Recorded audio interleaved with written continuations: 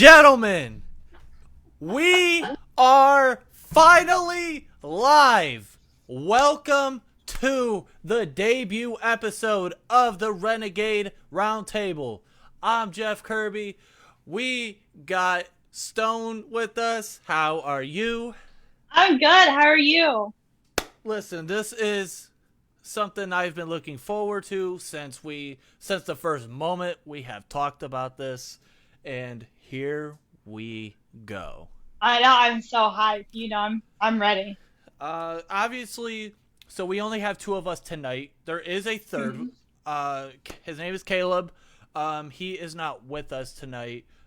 He's dealing with the family thing tonight, so he's not going to be with us tonight. Although he will be with us next week. So He will, yes. It's going to be fun with all three of us. Fun fact, I actually ran into him today. So we got to talk it up for a minute, and he was talking to me about how he was very upset he could not be here with us today. But yeah, it's going to be a blast. So, Stone, you have done a lot of good stuff in your neck of the woods. Tell us a little bit about yourself. It's so random. I don't even know what to tell you. I'm writing a book. I'm a nurse.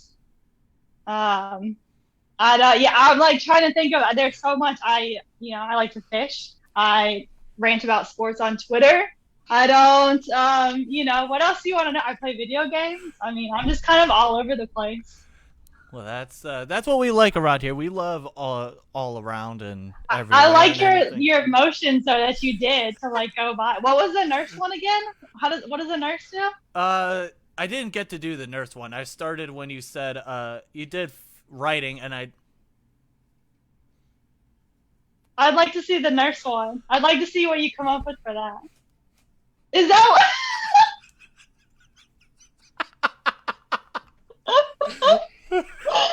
Okay, all right. Okay, let me catch myself for a second. This is all right. Show's over. Yeah, thanks everyone for no, I'm just kidding. So yeah, we have some stuff to get into. This is going to be a weekly thing. Every Thursday, starting at 6 p.m. Eastern Standard Time, and we're gonna do this for about an hour, and then at 8 o'clock, you'll catch me again on the Jeff Kirby Project right here on the station again. So, boom, double dose of Kirby. So don't change the channel. Yeah, no, just don't do that. It's bad for your health. Because if you do that, then you'll have to go to Stone because she's a nurse, and it's not going to go out well for you.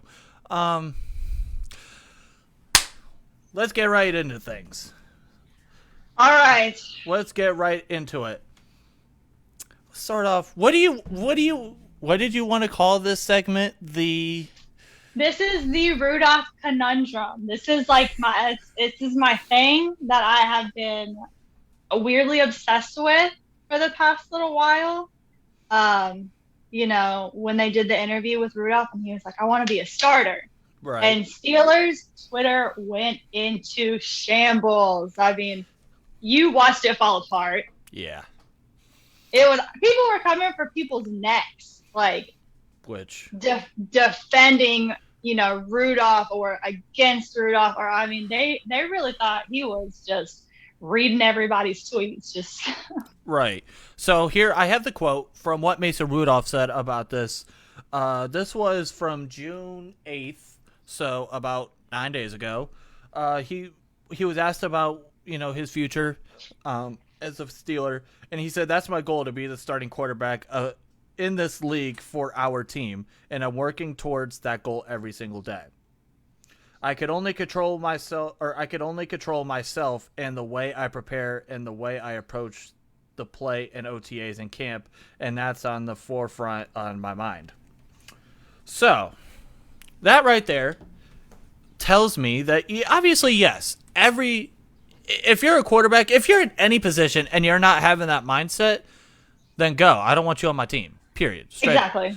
And right there, obviously, yes, he wants to be the quarterback. Now, we understand at the fact that Ben Roethlisberger is the quarterback going into this is obvious. Mm-hmm. But there are uncertainties with Ben Roethlisberger and actually how this offense is going to go, which we will get into also in a little bit with Ben Roethlisberger and Matt Canada. So, and you have a situation too where you brought in Dwayne Haskins.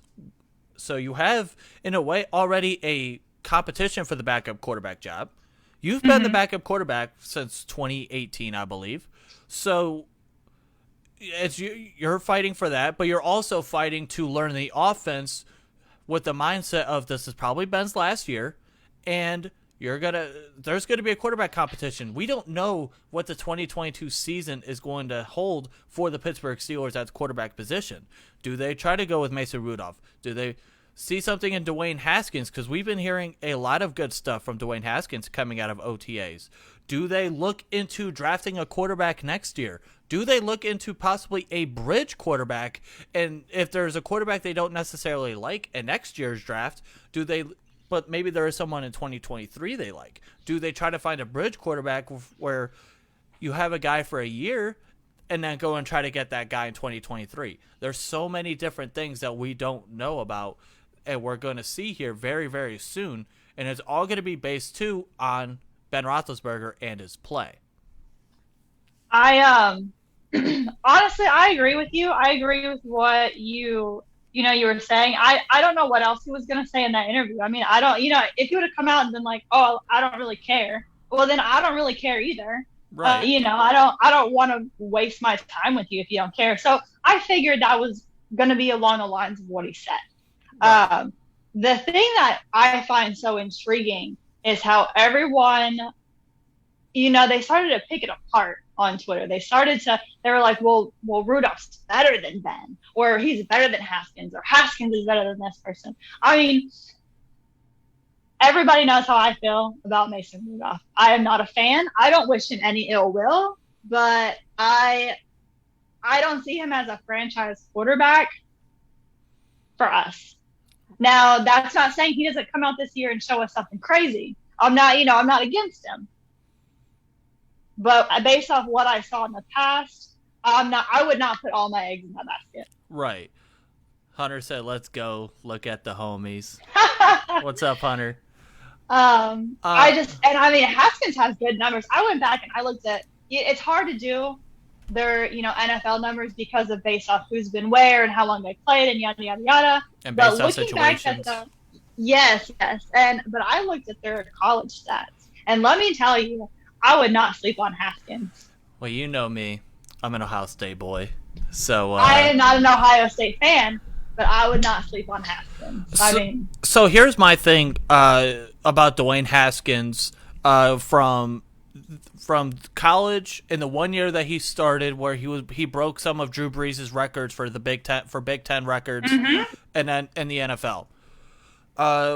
In college, you look at the offense that they were running to. This was Urban Meyer's final year, and he was the offensive coordinator was Ryan Day, who is now the head coach of Ohio State, and Dwayne Haskins was a different kind of quarterback compared to what Urban Meyer was used to. Dwayne Haskins is he's mobile, but he's not a mobile guy. He's not a run first guy. He's not a guy who's very agile in the pocket. He's more of a throw down the field gunslinger, and that was a little different.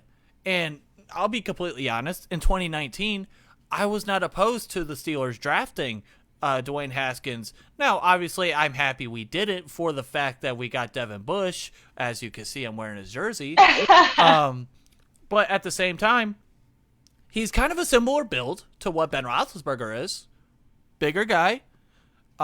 He has a strong arm, but his issues was off the field in terms of clubbing and all that and not following protocols. And I think also the situation that he was in, where he was getting benched, then started.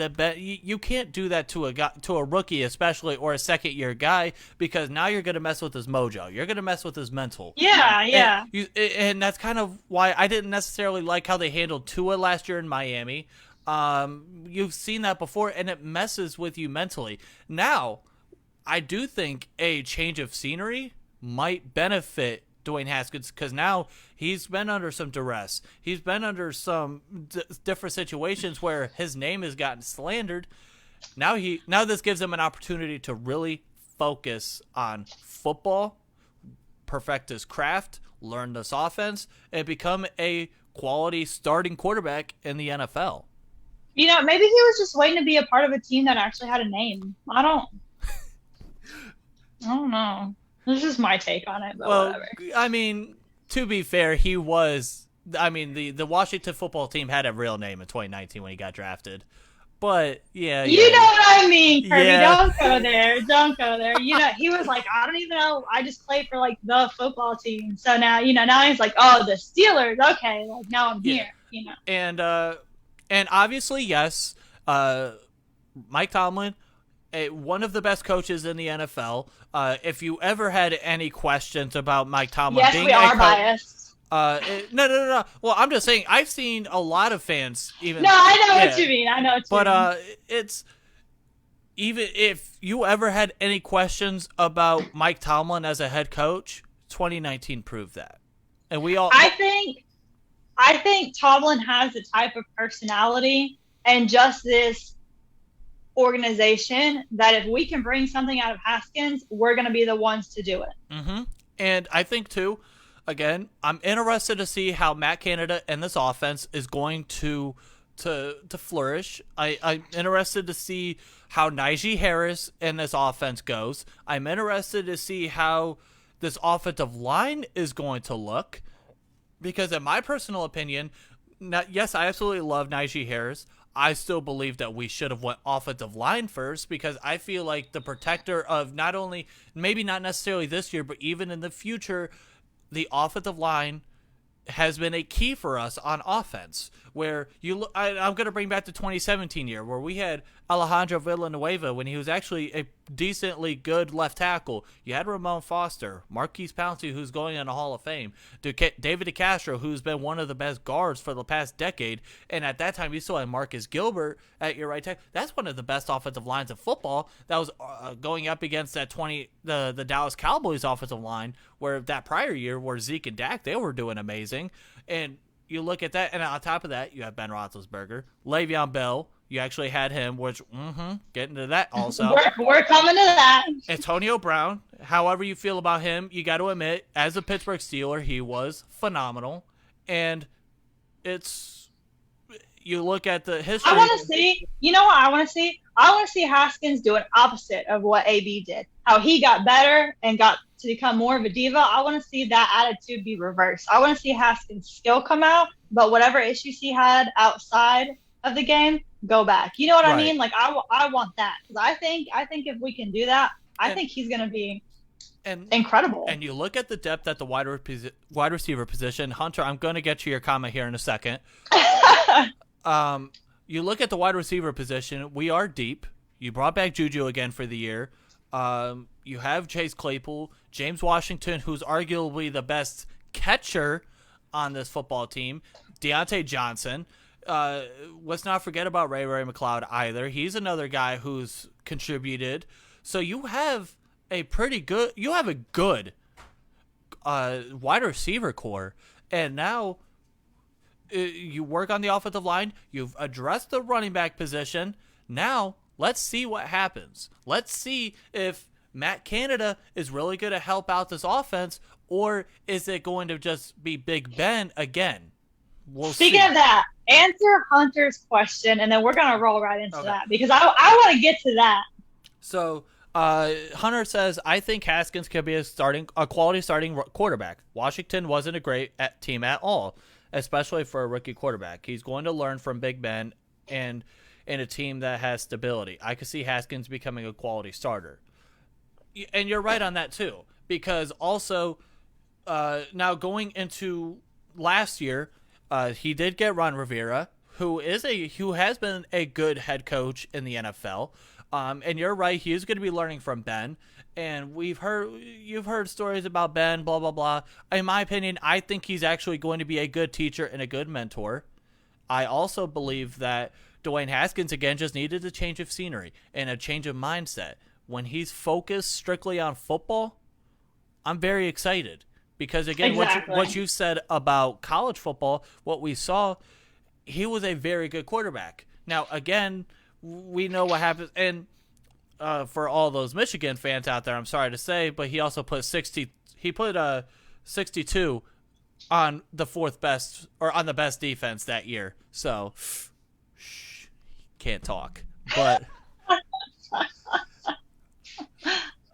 yeah.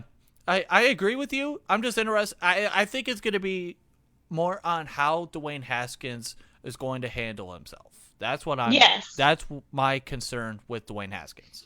I think he has the capability to surpass Mason as backup quarterback and then potentially take over for Ben if we can move past the issues that we saw, when he was with Washington. And that pulls up the question of, was that the team he was with? Was that because he was so young? I mean, there's so many things that came into play at that time that I can't sit here and say, scrap him, he's done. You know what I mean? Right. There's so many other things. Let's see what happens this season. Right. And I'm very excited to see how Dwayne Haskins is going to go, which also leads into this guy right here. Well, you can't see it, but I can't see. It was a Ben Roethlisberger card that I had on my desk. Let's roll into that because that's interesting for me too. So, Matt Canada came out with a quote basically saying that he's going to let Ben do what he wants. Right then and there, that rubbed me the wrong way. Here is why. Ben Roethlisberger, at the beginning part of last year, I believe he was all in on Randy Fichtner and his offense and what Matt Canada was doing as well. I think you look at the second half of that Tennessee game and on, you saw a different team. Because when you look at the games prior to that, the run game was going good. James Conner was actually having a stretch where he was having multiple 100-yard games. So he was kind of revitalizing himself a little bit, it looked like. And then the passing game was looking a little bit better. And then Ben does what Ben wants to do. And then you saw the results. And I think part of it was he was he was a quarterback that was sacked the least, or the less, however the hell you say that. And this isn't a great. How do you sound like you're from here? And but again, it was based on the fact that he was not getting sacked at all because he was throwing the ball so quickly. It was catch it, go. And you can't have that because it became literally one-dimensional. We talk about a one-dimensional offense, whether you're only passing, you're only running. And no. This is the definition of one-dimensional. It was short passes. And you knew everything that was going to happen. Yeah, and the perfect example of that was the second game against Cincinnati, where they were one of the worst defenses in the NFL, but yet they were able to stop your offense because it became so predictable. You can't have that. And if Matt Canada's saying we're going to let Ben do what he wants to do, I'm sorry, but ladies and gentlemen, you're looking at 8-9 or 9-8. Hate me if you want. If you're going to let Ben Roethlisberger do what he wants, you're not going to get much success out of this offense. I'm trying to hold this in right now, Kirby. All right, listen. Did you read the rest of the article? I did not. Okay. That's the problem. Here's where let me take a time out before I tell you what the rest of the article said. And this is why I have a problem with media. They took that one quote and shoved it down your throat. I mean, you could see it. It was all over Twitter. Just that one line. Pro everywhere. Football Focus. That's where I saw it from, was Pro Football Focus. It was everywhere. That one line, they turned it into graphic. I mean, they spent time to just get you to think that this is what Matt Canada said, and that was all he said, and he left the interview. Right. That's not all that he said. He said, one of the next things that he said was, matchups are how you win football games. It starts with the quarterback. What does he do well? What does he like? What does he see? What is good to his eye in the passing game? And you build off of that. That's what we're going to do. Okay. But then I could play devil's advocate to that. What was part of that you said? What he likes. What does he like? He likes not getting touched. So what does that mean? More. But then that turns into a whole different situation. If, you know what? If if my O-line wasn't defending me the way that they weren't defending him, I wouldn't want to be touched either. And if I had just come off of a major elbow surgery where they reattached 3 tendons, I wouldn't want to be touched either. So it's so much bigger than just we're going to do what Ben wants to do.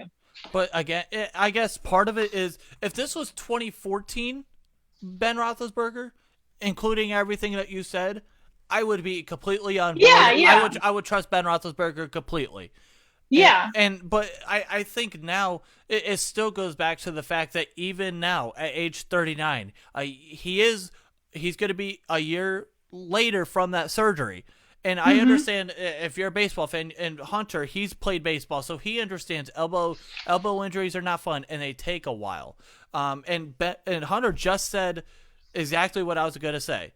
It doesn't seem Ben necessarily trusts the offensive line. Exactly. And I think that hurts us. And we'll have to. And I understand too that building an offensive line takes time.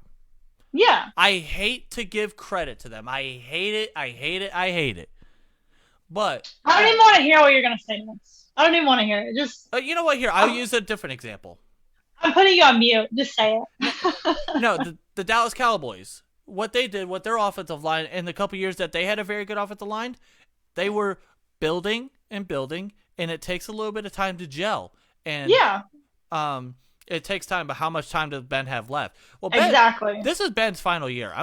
I think we're all pretty sure this is going to be Ben's final year, but it's not only based on the fact of this year, too. If you have a great offensive line, that's going to help not only your running back, who you drafted in the first round, which we haven't done since Rashard Mendenhall. So then, yeah, you haven't heard of that name in a while. It's not only that, but it's going to help whoever your quarterback is going to be, whether it's Dwayne Haskins in 2022, whether it's Mason Rudolph in 2022, whether it's a bridge guy, whether it's someone who you draft.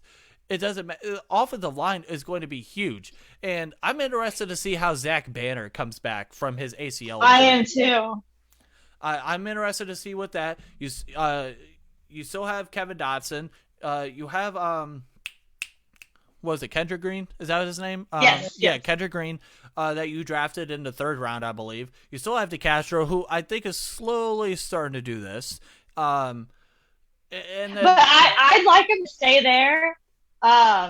To be a veteran to these young guys. You know what I'm saying? Like, if he's still okay, then let's keep him and let him teach them so that they can be great. Right. And like I said, and I'm fine with David DeCastro. Although, like I said, we did see a little bit of this. Yeah. I think we all saw everyone do a little bit of this. And also look at it this way. If your offensive line, and we always hear the saying, the run helps the pass sets up the run, blah, blah, blah, blah, blah, football 101. But you also drafted Pat Freiermuth, who is a pretty good blocking tight end as well. He's not the greatest, but he's a willing blocker, and he's also going to be a gritty guy who you're going to be able to trust over the middle. And then, like I said, you still have all those guys that I mentioned earlier at your wide receiver position. I think the biggest key is going to be this offensive line. Agreed, and I think that like you said. It is Ben's last year. I would be shocked. I mean, utterly shocked. And you can bookmark it, save it, whatever you want. If he came back next year, I think my brain might explode because I just don't see it happening. I'll actually be a little irritated. I'll say this. I'll be a little irritated if Ben Roethlisberger came, because now you're not helping out this rebuild. Not necessarily a retool. Yes. And also, I don't want to see him go out as a bad guy. You know what I mean? I don't want to see him go out. I don't want to see him stay here too long and then go out as somebody who we end up hating. Right. You know what I mean? Right. And I think what we will see is I actually believe Ben Roethlisberger is in this offense. I think they're actually going to do pretty well, similar to what we saw last year. And, I also noticed that Stop it, Hunter. Hunter needs to go somewhere. Get him out of here.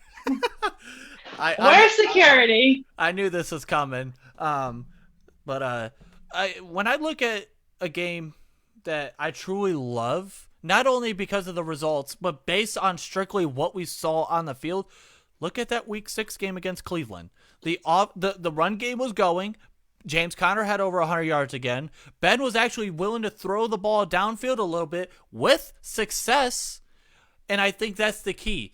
If you also, I got in using the code 4837. Ha ha ha. I also used another code. It's called 6 Rings. Get you one. I'm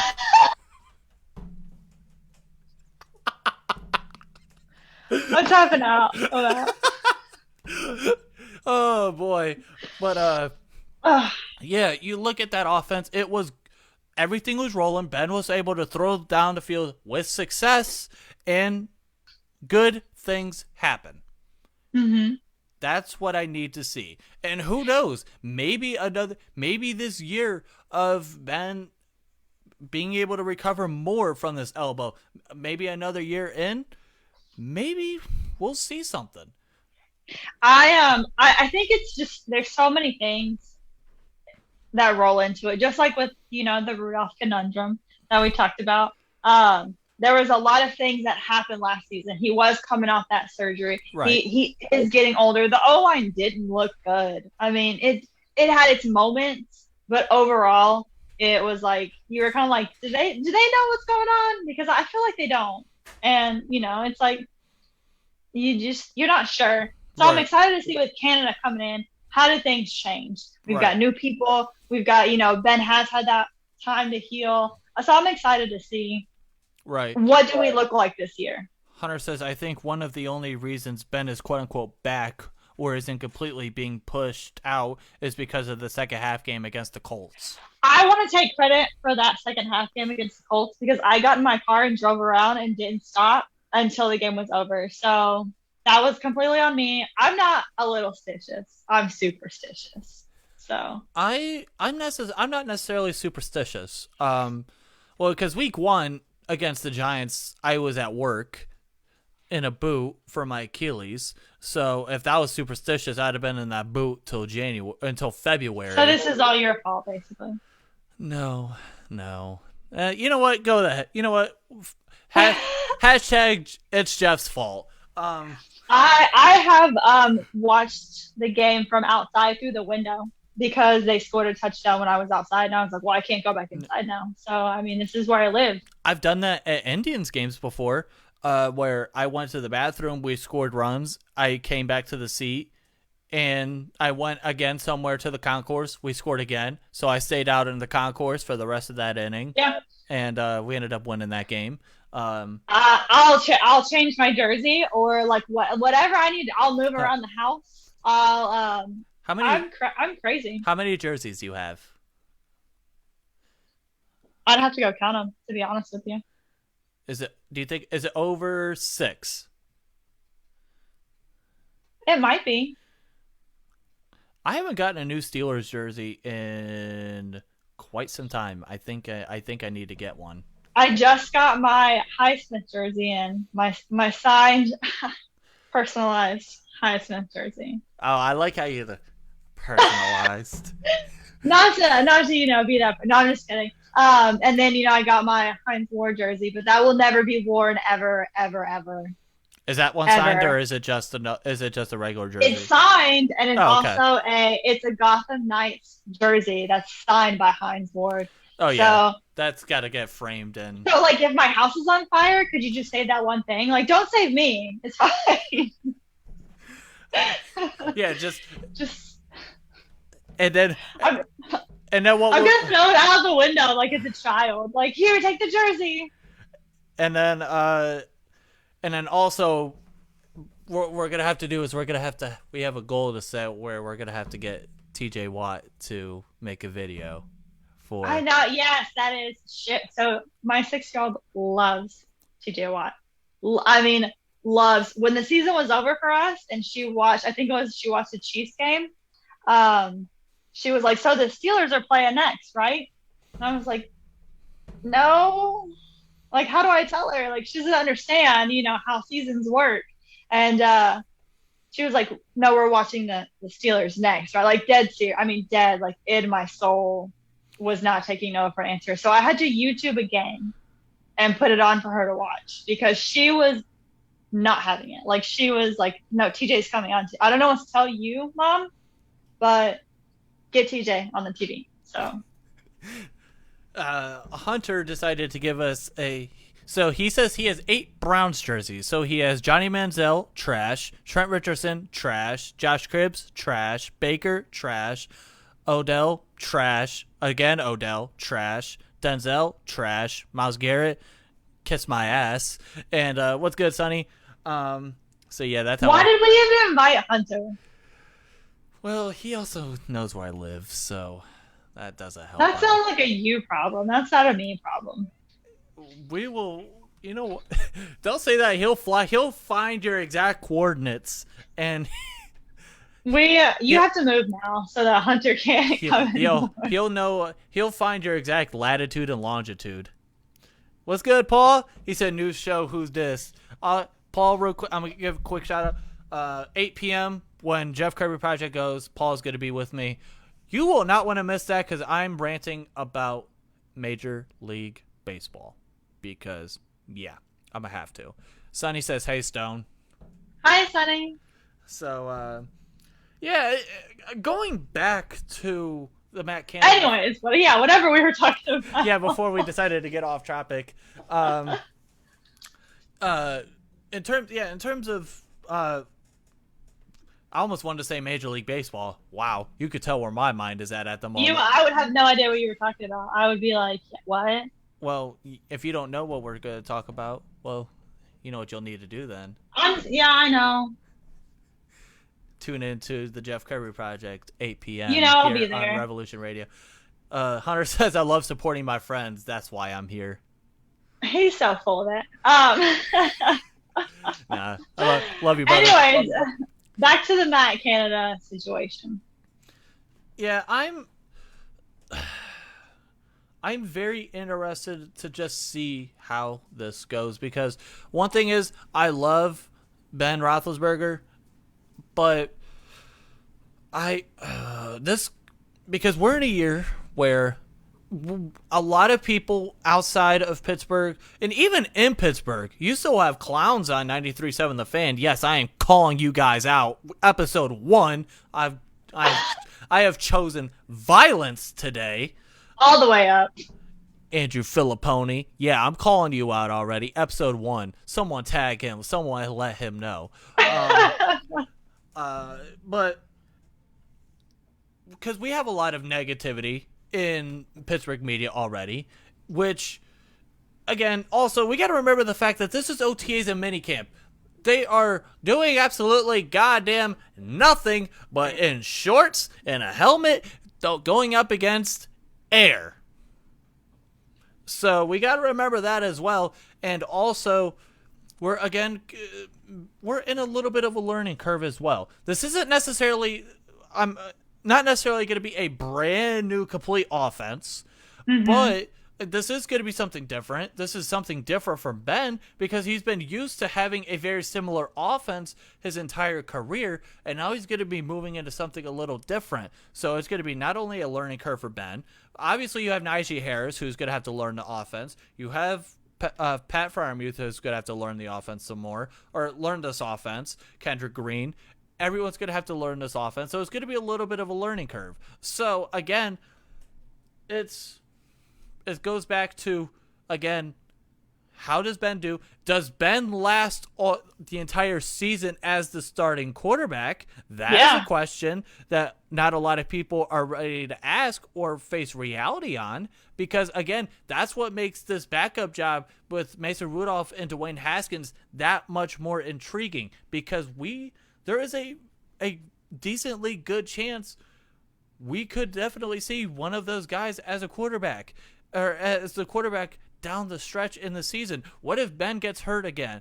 Because remember, there were questions on Ben Roethlisberger during the Dallas game when he hurt his knee. There were quite a few times where they thought he got hurt over the last season. And Ben has been notorious for taking a lot of hits and fighting through injuries and fighting through pain. That's always been him. But that was also younger Ben when he was able to take those kind of hits. This is a 39-year-old Ben Roethlisberger now. Now, I'm also curious. I'm wondering, too, if I feel like if you want to say, I guess, a quote unquote down spiral of the Steelers the last couple of years, 2019 was, Ben was injured, blah blah blah. We understand that, and then 2020 you start off 11-0, and then you only end up 12-4 and lose in the first round. But part of that too is, I think the beginning of the end of that stuff was when Antonio Brown left, when all that fiasco happened. It was just a hot mess. The Brown bomb. The Antonio, the Oh. AB bomb.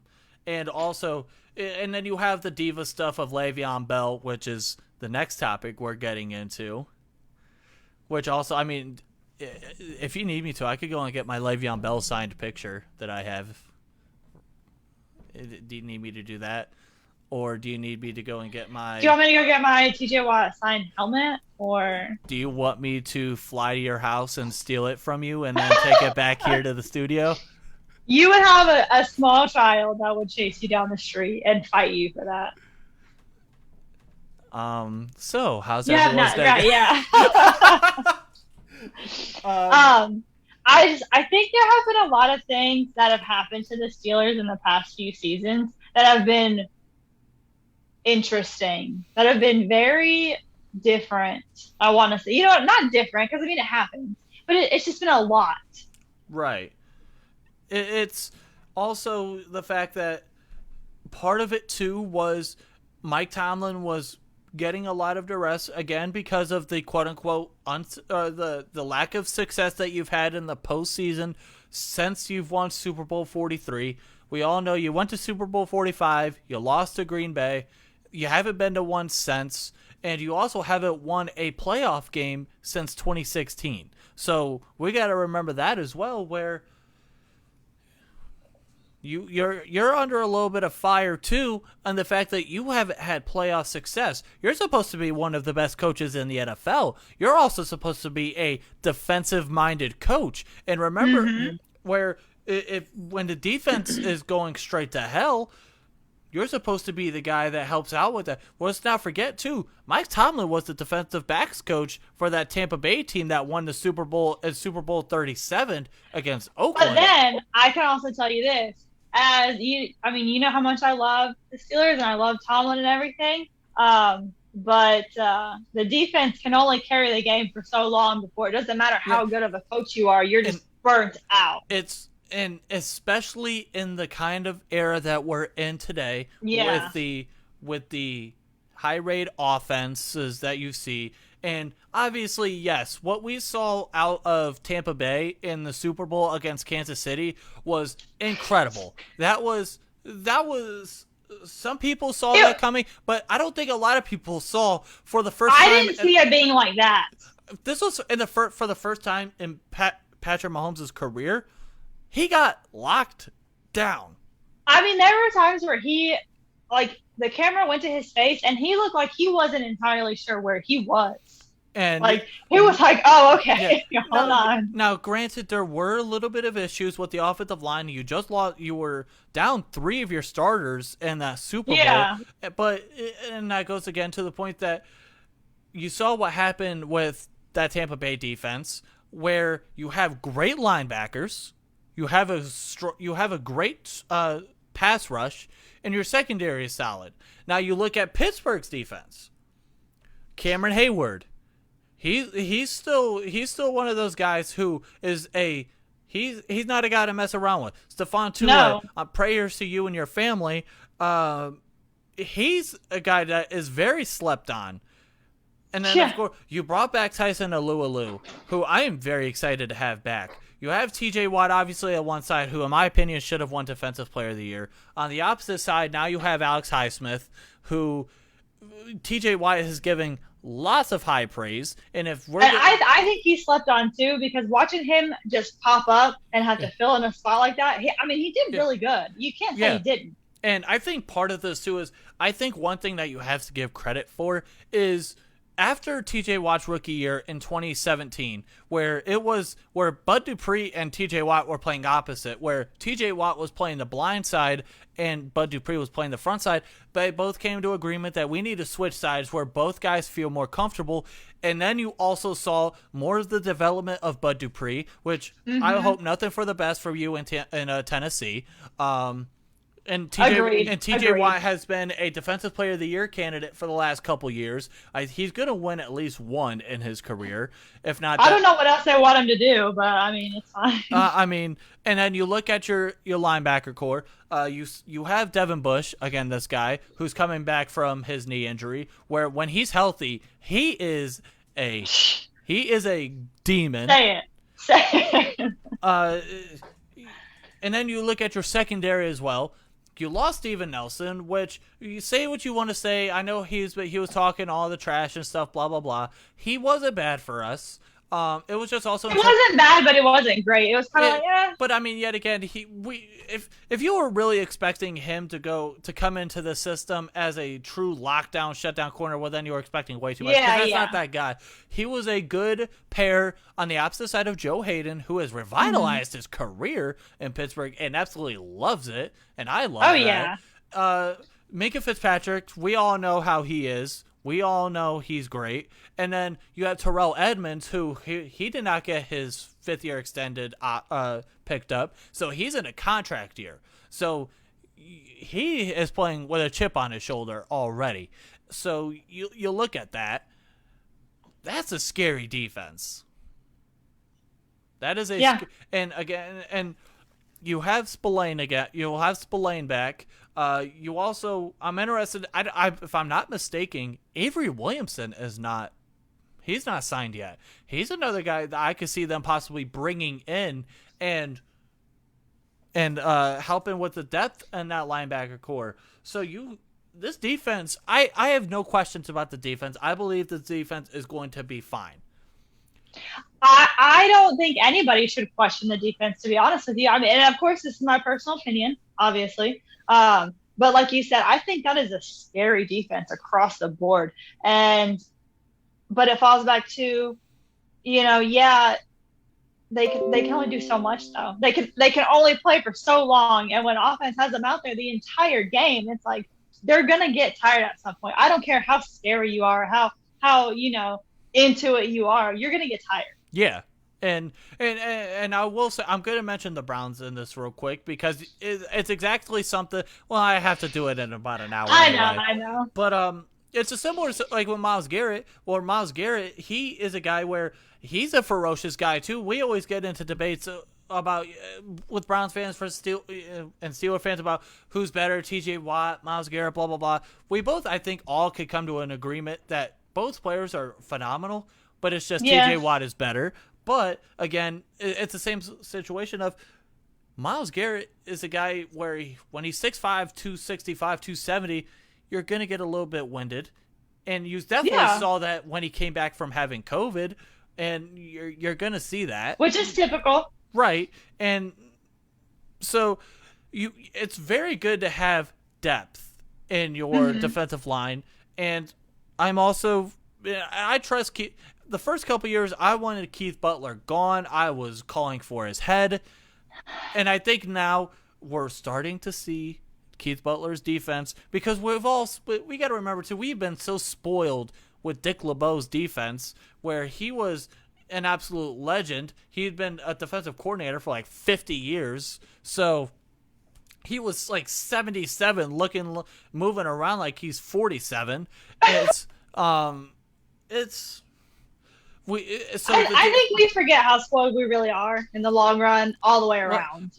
And I think another thing, too, is with the addition of Najee Harris in this offense, I think we could really see ourselves maybe go back to what is Pittsburgh notorious for? Running the football down your throat in a great defense. Yes. That is what I think. I think if they take this time and use camp to really gel and really train and really get that trust. Ben has that trust with the O-line and you get these rookies out here and they really learn it. I think it's going to be. Then watch out. It's going to be so a good season. When I look at this season, how I feel about going into the season is exactly how I felt again from last season, going into last season, which was Ben Roethlisberger will determine the outcome. Because again, unless you have injuries throughout the defense, where at that point it's just, if you have injuries to key guys, then it doesn't matter on what team it is. If you have injuries go to your key guys, your defense is not going to look that good. And also, like you said, if Ben Roethlisberger can trust his offensive line, if the offensive line can gel a little bit more, if the relationship between Ben Roethlisberger and Matt Canada is good, is there, watch out. Yeah. We have 15 minutes left, and I have one more thing I want to get into. Which I don't agree with that we should even address this, but carry on. What? I'll say my 2 cents. That's fine. So former Hunter says I'm back, guys. Go Browns, woohoo. Yeah, no. Hunter, wrong show. Yeah.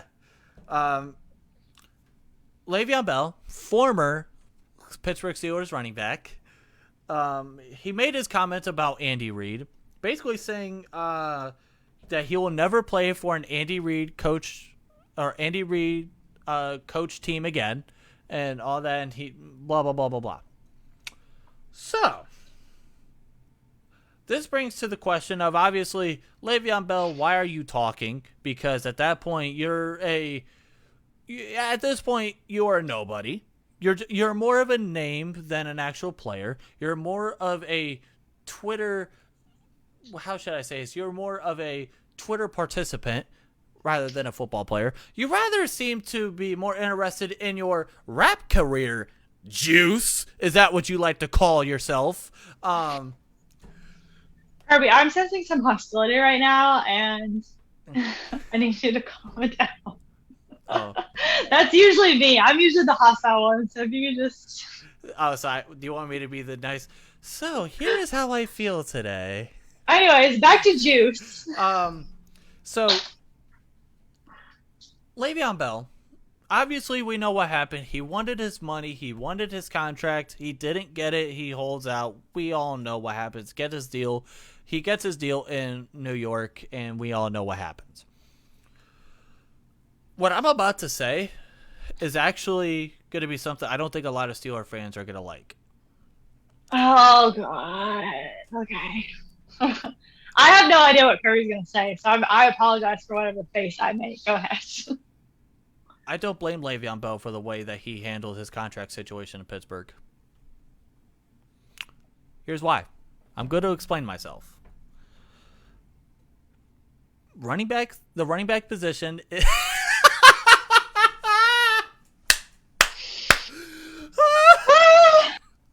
Okay, go ahead, carry on. Here's the reason why. Running back is the position where you're going to get one big contract, if that, in your career. He wanted that, but he wanted to make sure that he was going to get every dollar that he can get. And whether he thought... Now, he did, if I'm not mistaken, get less money from the Jets than what he was offered in Pittsburgh. So and then what happened? And then he screwed himself. But then yet again, if you're a really, really good team, you're not necessarily worrying about paying a running back, because running backs are a dime a dozen, unless you're a true all-time great. Then, be honest, you can just fit other guys in there and they'll do just the same. Now, again, in my opinion, Le'Veon Bell was still the best running back in the NFL in his time in Pittsburgh because of his versatility, because of the way he was a great running back. He was a great pass catcher out of the backfield. He was also a great protector for the quarterback. Hunter said, I don't blame Le'Veon for chasing the bag, but definitely screwed himself by waiting so long. Ended up having to settle with less money and signing with the Jets. Yeah. But again, it goes to the same situation of Le'Veon wanted his money. He thought he was worth more than what he truly was. And I think too that's a situation where, in reality, you're going to get the most money from the team that you're on already. And I think we're gonna end up seeing that with Nick Chubb in Cleveland, which I'm going to talk about on the Jeff Curry Project later on today. We don't truly know, but I think that could have been something that happened with Aaron Jones as well in Green Bay, where he went out, he explored the market, and realized there's not really a market for running backs. The team that you're on is typically going to pay you the most, and look at it this way. Le'Veon Bell, he goes to New York. It's an absolute shit show. Now, to put it nicely, why was it a shit show? Was it possibly because of the fact that their offensive line was abysmal? Was it because he finally got his bag and he didn't necessarily, maybe not necessarily cared, but there wasn't necessarily something that he was working for or fighting for? Was it maybe market that he was in? You're in the New York market. We don't know those things. But when he was in Pittsburgh, he was great. Now, if you want to say that he was a product of the system and a product of that offensive line, which I talked about earlier being one of the best in the NFL at that time, you don't sound stupid there. And you definitely saw that. Now the diva stuff is really starting to come out because now it's with 3 different teams that you've had the situation of. Here's how I feel. I don't blame him for looking for more money. I mean, come on. Anybody else, you get a job offer for more money, you're going to take it more than likely. I get it. I stand by what you said with usually the team that you're with is going to give you the best, especially considering you're not getting any younger. Yeah. You're not. And there's something that you have to remember is there's always going to be somebody who wants it more than you do. Can they perform better than you can? And there's always young guys coming up, always. So why would you put yourself in that situation that, like he did? Why did he put himself in that situation? For the money. Okay, understandable. But then you went off and acted like that. Why? For what? All you're doing is making more people not want to work with you. Then you get this offer from this. Okay, good for you. And now you're going to slander Andy Reid? I don't even like him. I don't even like Reid. There's something about his face that makes me mad. I don't know what it is. Him and Andy Dalton, I don't know. I don't like it. But I've never heard anybody say anything bad about it. So it's super fishy to me that he's continuously having these problems and these issues and yada, yada, yada, when at some point in time, you got to realize you're the denominator. Mm-hmm. Also, Hunter says, could you imagine that Steelers owe Ben Bell Brown with this defense? Oh, man. Yeah, that would have been scary. And they said, it still would have touched the 2021 Browns, but it's still a dope team. I mean, like, Bell is the best way I can put it is, I feel like he gets bored, and so he's like, let me just tweet this and see what happens. Well, he went out and said that the only regret that he had, he did regret tweeting out the stuff. He should have kept that internally, but that's how he felt, blah, blah, blah. Now, again, you do have it's a freedom of speech. You can say whatever you want, but there are consequences to what you say, and obviously he felt the consequences to those. And now, going to what Hunter says, imagine this Steeler with Ben Bell and Brown with that defense. Because we got to remember, those defenses were not good. It was like we just swapped sides of who was good and who was bad. Yeah, and you got to think too is, let's put it this way: if you have the 2017 Steelers offense with the 2020 defense, it would have been over. And then Hunter also says, I think it's crazy how replaceable running backs are. The top 2 running backs in 2018, Bell and Gurley, aren't even in the league now. And that's something that you have to remember. And again, Hunter, I know you agree with what I'm going to talk about tonight, but what you just said is going to prove something to me later on. And you have to remember that. And then it turns into, like you said, like he regrets tweeting that and that's how he deals with things. But also when you play such a physical game where you can get hurt at any point in time, that's why these younger guys are marketing themselves the way that they do. Everyone's so mad about them having clothing lines and doing all that stuff. They could get hurt at any point in time, and that's it. Their career is done. So why not market yourself? But Bell does it that way, and nobody wants to work with him. It goes back to showing your character. It goes back to showing what kind of teammate you are.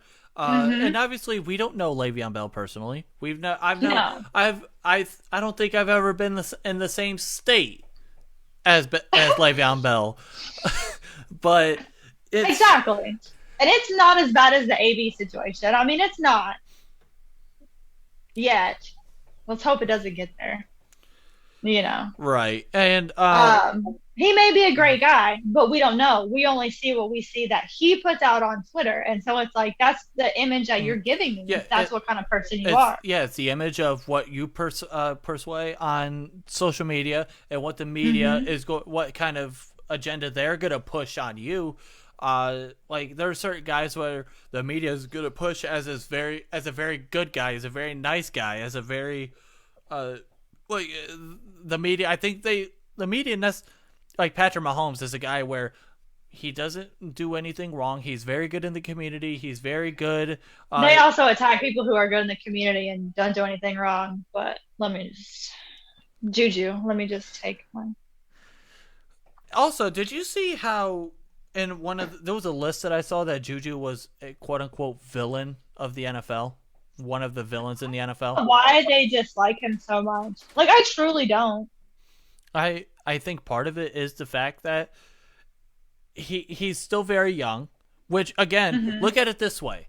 And I think this is the problem. This is something that you have a real problem with in Major League Baseball. And it's not necessarily an issue in the NFL, but Juju is a guy who truly he attracts the younger generation based on the TikTok, the gaming, and all that. That's great for the game itself too, because now you're bringing in a new generation of fans. These younger guys that are growing up are now, they look at guys like Juju, who not only he has a blast doing what he does, he loves football, but also he has fun outside of football with the TikTok stuff, and it's a way of growing your brand as well. Exactly, and I like what Paul said. I don't like what he said, but I agree with what he says. The world likes to build people up just to tear them down. I think a lot of it is, I understand why the rivalries that we have and things like that, but it's like it's trendy to hate Pittsburgh. Yeah. It's like the new cool thing. Like you don't even know about Juju and you're like, well, I don't like him. Yeah. But why? Well, Paul said it right. The world likes to build people up to tear them down. I think it's a lot of it's clickbait. Just like, he who shall not be named.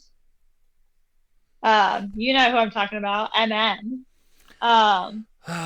Everything that comes out of his mouth is just hostile. You better watch how you spell things, too, because he might come after your grammar again. Listen, don't come for me unless I send for you. That's all I have to say to Madden, okay? So,